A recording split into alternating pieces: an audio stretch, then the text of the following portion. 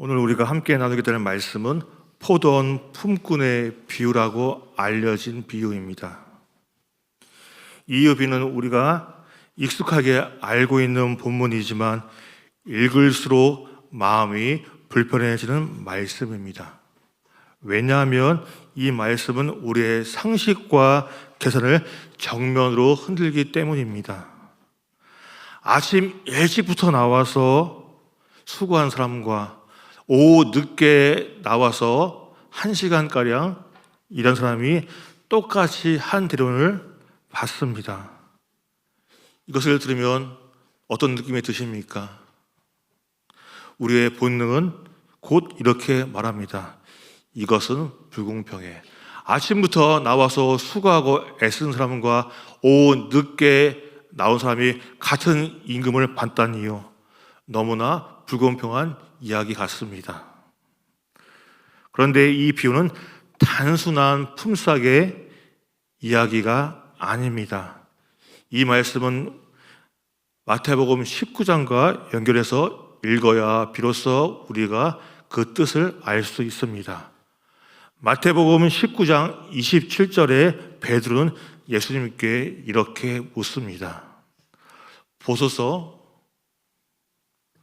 우리가 모든 것을 버리고 주를 따라 싸운데 그런즉 우리가 무엇을 얻으리이까? 어떻습니까? 예수님을 따랐으면 좋았을 것을 무엇을 얻으려고 따르는 느낌이 듭니다. 다시 말해 제자들의 마음속에도 이미 계산이 들어와 있던 것입니다. 우리가 이만큼 따랐으니 무엇을 받게 되겠지. 적어도 내 옆 사람보다는 더 많은 것을 받게 되겠지. 그런 계산이 들어와 있던 것입니다. 그 질문 뒤에 예수님께서 포도원 품꾼의 비유를 말씀하신 것이지요. 그러므로 이 비유는 임금의 형편수성을 따지는 이야기가 아니라 하나님 나라를 계산으로 이해하려는 우리의 마음을 비추는 말씀입니다. 예수님께서는 오늘 우리에게 이렇게 묻고 계십니다. 너는 은혜로 사는 사람이냐? 아니면 계산으로 사는 사람이냐? 오늘 이 말씀을 통하여 저와 여러분들은 비교와 공로 의식에서 벗어나 하나님의 은혜 앞에 다시 서는 계기를 삼고자 합니다. 오늘의 본문의 비유는 이렇게 시작을 하지요. 1절 말씀입니다. 천국은 마치 품꾼을 얻어 포도원에 들여보내려고 이른 아침에 나간 집주인과 같으니. 여기서 먼저 주목해야 할 것은 품꾼들이 주인을 찾아온 것이 아니라 주인이 그들을 찾아 나섰다는 사실입니다.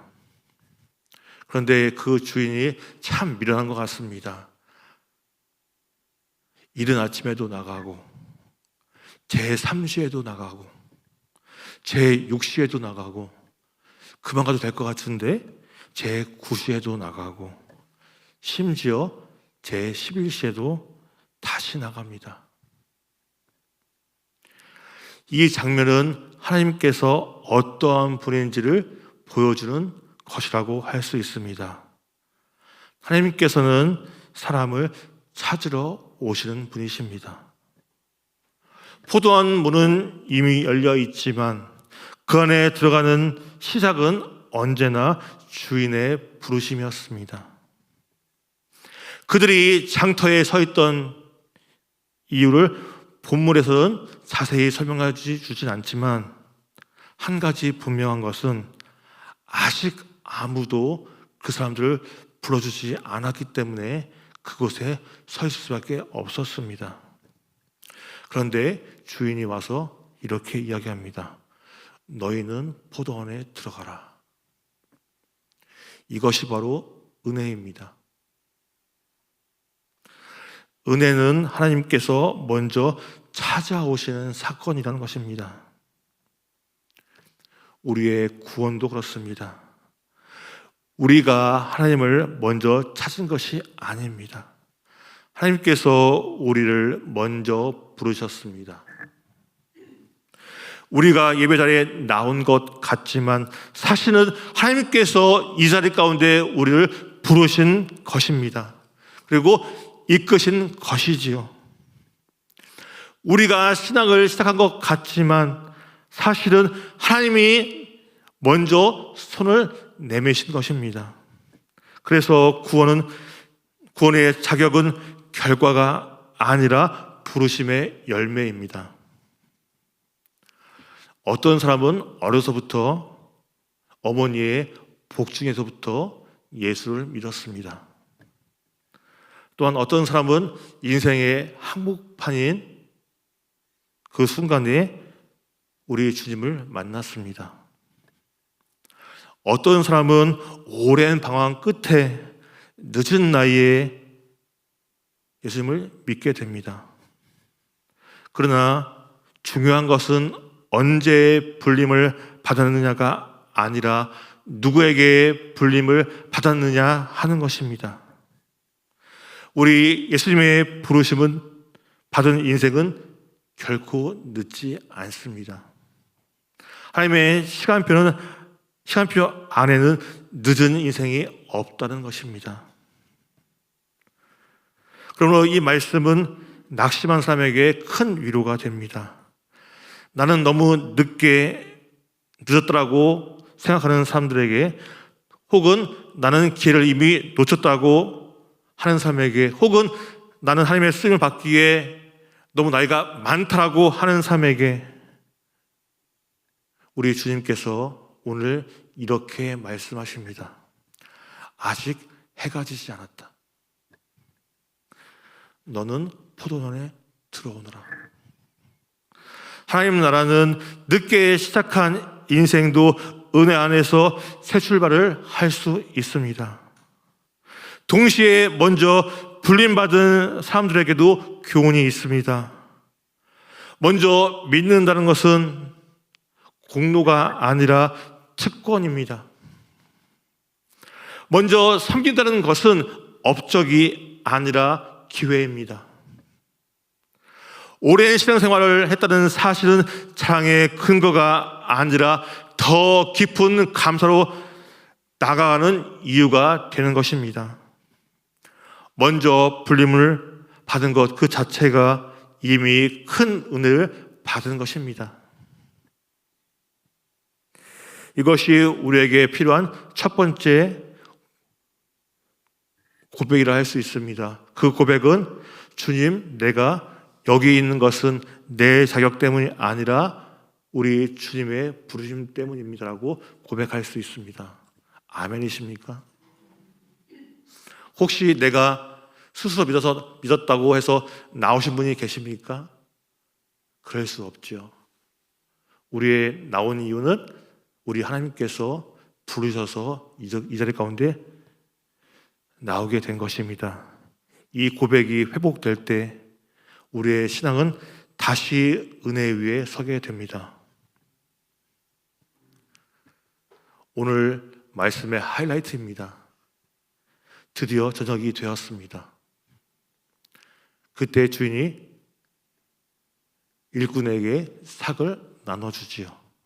그런데 이상하게 먼저 온 자보다 나중에 온 자에게 그 삭을 줍니다. 11시에 온 사람에게 삭을 주는데 한 데나리온을 주게 됩니다. 그랬더니 제3시에 온 사람, 제9시에 온 사람 속으로 얼마나 좋았겠습니까? 저거 봐. 저 사람을 하늘에 봐서 난 얼마나 많이 받겠어라고 생각을 했습니다. 그러나 그들에게도 돌아간 것은 한 데나리온 뿐입니다. 종일 수고하고 더위를 견딘 그 사람들에게 우리 주님께서 주신 것은 한 데나리온 뿐입니다. 그럴 때 원망이 터져 나옵니다. 나중에 온 사람들은 1시간밖에 일하지 않았는데 종일 수고하고 더위를 견딘 우리와 같게 하였나이까라고 그렇게 물어봅니다. 이 향이 어떻습니까? 타당해 보입니까? 타당해 보이지요. 적어도 제만큼보다 저보다 더 많이 받아야지요 라고 여길 수 있습니다. 우리의 마음도 쉽게 그 자리 가운데 설 수 있습니다. 우리는 절대적으로 받은 은혜보다 상대적으로 남보다 더 받았는지 덜 받았는지에 민감합니다. 내가 한 데나리온 받은 그 사실보다 저 사람도 한 데나리온을 받았다는 그 사실이 더욱더 불편해지는 것입니다. 그때 주인은 이렇게 이야기합니다. 친구여, 내가 내게 잘못한 것이 없노라. 내가 나와 한 데나리온의 약속을 하지 아니하였느냐. 이 말씀은 중요합니다. 그 주인은 불의합니까? 불의하지 않습니까? 그 주인은 불의하지 않습니다. 먼저 온 자들의 수고를 무시한 것도 아닙니다. 그들의 땀은 실제였고 그들의 더위도 사실이었습니다.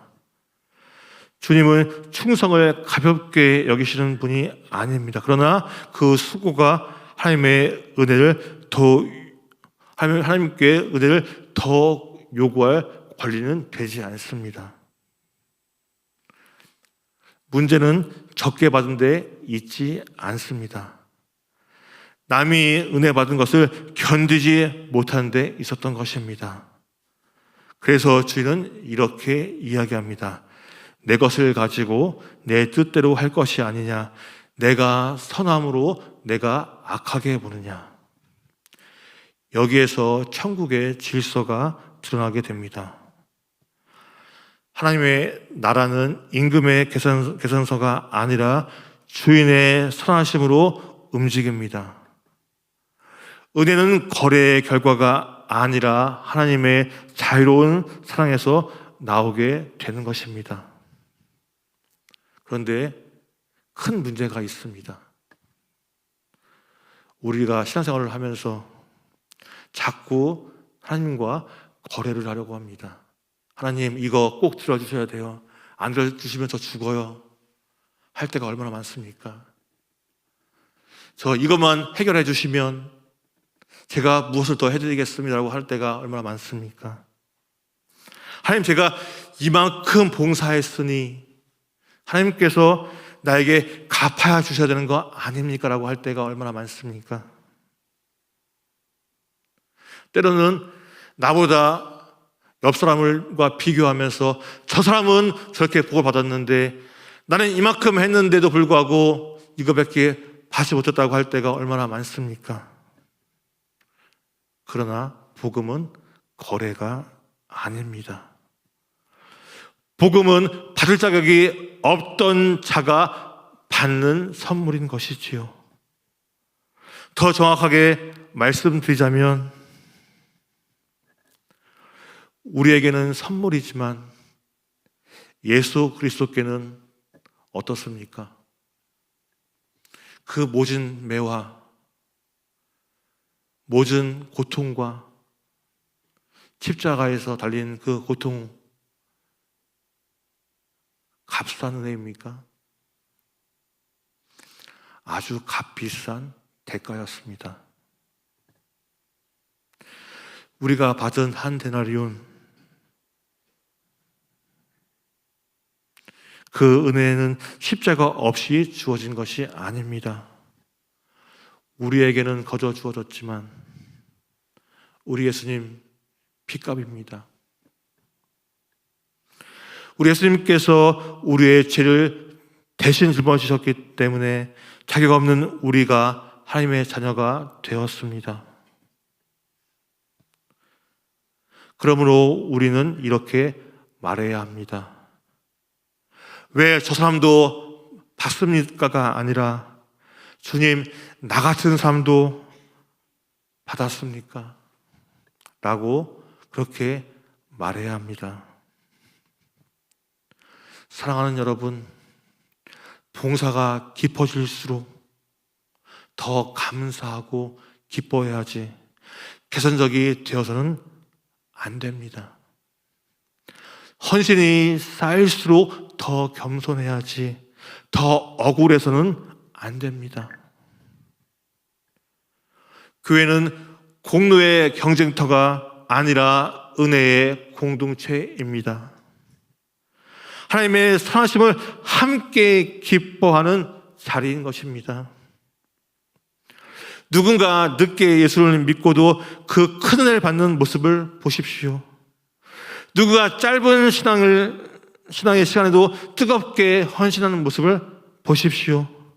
그때 시기하지 말고 기뻐하십시오. 왜냐하면 그 은혜가 바로 나를 살린 은혜이기 때문에 그렇습니다. 우리가 읽었던 본문의 마지막에서는 예수님께서 우리에게 이렇게 말씀하십니다. 이와 같이 나중된 자로 먼저 되고 먼저 된 자가 나중에 되리라. 16절 말씀입니다. 이 말씀은 단순히 순서가 뒤바뀌는 다른 그런 뜻이 아니라 우리 인간이 중요롭게 여기는 것과 하나님께서 귀하게 보시는 것은 다르다는 것을 우리가 알 수 있습니다. 세상은 어떻습니까? 먼저 온 사람, 많이 한 사람, 눈에 띄는 사람, 인정받는 사람을 높이 평가합니다. 그러나 천국은 은혜를 아는 사람, 겸손한 사람, 감사할 줄 아는 사람을 귀하게 여기는 것입니다. 먼저 온 자들이 왜 나중에 될 수 있습니까? 오래 일했기 때문이 아닙니다. 은혜를 잃어버렸기 때문입니다. 포도원에 있으면서도 주인의 마음을 이해하지 못했기 때문입니다. 수고는 있었지만 감격이 사라졌고 헌신은 있었지만 감사가 식어졌기 때문입니다. 반대로 나중에 온 자들이 왜 먼저가 될 수 있습니까? 그들은 자신이 받을 수 없다는 것을 받았다는 감격이 살아 있었습니다. 우리 마음 가운데 이 감격이 남아 계십니까? 그래서 그 감격 때문에 한 대접을 받았을 때 기적이 일어나게 된 것입니다. 주님의 선하심이 감동이었습니다. 한 시간밖에 일하지 않았는데 그 선하신 주님이 나를 위해서 이렇게 준비하셨구나라는 감격 때문에 먼저 왔지만 먼저가 되었습니다. 결국 천국의 순위는 노동의 시간이 아니라 은혜를 대하는 태도에서 갈라지게 되는 것을 우리가 알 수 있습니다. 우리를 자신을 한번 돌아보길 원합니다. 혹시 우리는 오래 빚었다는 이유로 영적으로 무너져 있지는 않습니까? 예배는 드리지만 감격이 없고 봉사는 봉사는 하지만 그 마음 가운데 기쁨이 없고 헌신은 하지만 감사가 없는 그 상태가 아닙니까? 그렇다면 우리는 먼저 왔으나 나중될 위험 가운데 속해 있는 것입니다. 이 말씀은 꼭 교회에서만 필요한 말씀이 아닙니다. 직장에서도 우리는 계산을 합니다. 내가 더 오래 일했는데 왜 저 사람이 인정을 받지? 또한 가정에서도 계산을 합니다. 내가 더 많이 참았는데 나는 왜 위로를 받지 못하지? 인간관계에서도 계산을 합니다. 내가 더 잘해 주었는데 왜 저 사람은 나보다 더 좋아하지? 비교가 시작되는 순간 감사는 사라지게 됩니다. 그러나 감사가 회복이 되면 비교는 힘을 잃고 맙니다. 그러니 사랑하는 여러분, 남의 몫을 세지 말고 하나님께서 내게 주시는 은혜를 세어보시기 바랍니다.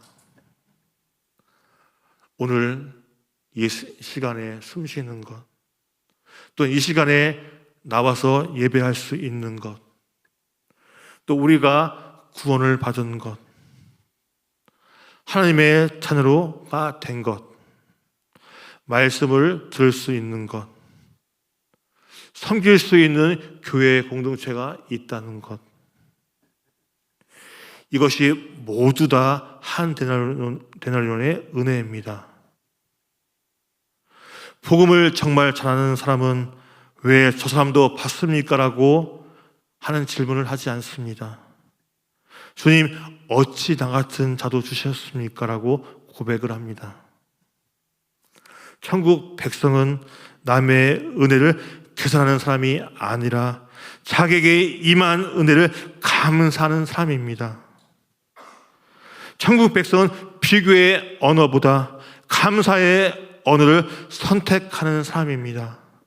천국의 백성은 장터의 그 논리가 아니라 포도원의 은혜로 살아가는 사람입니다.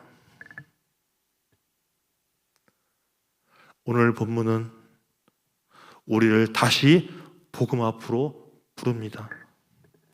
우리가 받은 것은 계산의 결과가 아니라 은혜였습니다.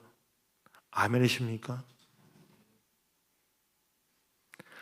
구원도 은혜이고 부르심도 은혜이고 사명도 은혜입니다.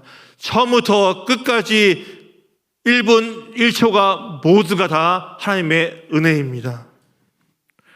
그러므로 우리는 남과 비교하며 살아가는 삶이 아니라 내게 주신 은혜에 감사하며 살아가는 삶이 되어야 할 것입니다. 하나님의 나라는 계산으로 사는 나라가 아닙니다. 하나님의 나라는 은혜로 사는 나라입니다. 그리고 그 은혜로 받은 삶이 결국 먼저가 되는 삶입니다. 이와 같은 은혜가 여러분 모두에게 새롭게 임하시기를 우리 주 예수님의 이름으로 축원합니다.